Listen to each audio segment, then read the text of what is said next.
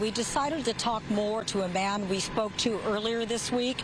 As you just mentioned, he grabbed a sword to defend his property and that of his neighbors. A rain of fire coming in, I realized it hit me at that moment that I was going to lose my house. Friday night, as we drive up Antonio Antonetti's Altadena neighborhood, there's destruction everywhere. Truck lights reveal burned out cars, destroyed homes, and broken dreams. All victims of the catastrophic Eaton fire. January 7th, the hurricane fire ignited and residents were ordered to escape with their lives.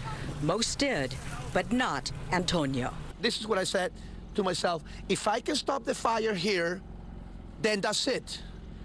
I save all these homes. He was surrounded by danger. I felt the heat. I moved to the side, but I felt the heat coming really hot on the right side of my body. Over a week later, Antonio remains in his home, living in a deserted evacuation zone. He proudly shows us the simple garden hose he used to save his home and those of several neighbors. I turn on the hose in the front yard. Generators keep his refrigerator cold. A few lights on. I got milk, and it's healthy, it's good. A few friends drop off supplies before curfew hits. He's living in a war zone in more ways than one. Antonio shows us where day 2, looters tried to break into his neighbor's home. He took his sword and ran outside, startling them.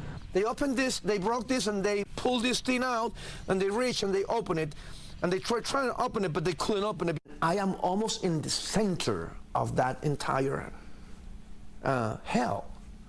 So would I have had knowledge of that? Maybe my perception would have been different.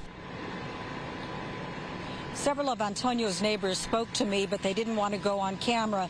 They said they too stayed behind because they wanted to defend their property against looters, and they said there were many of them.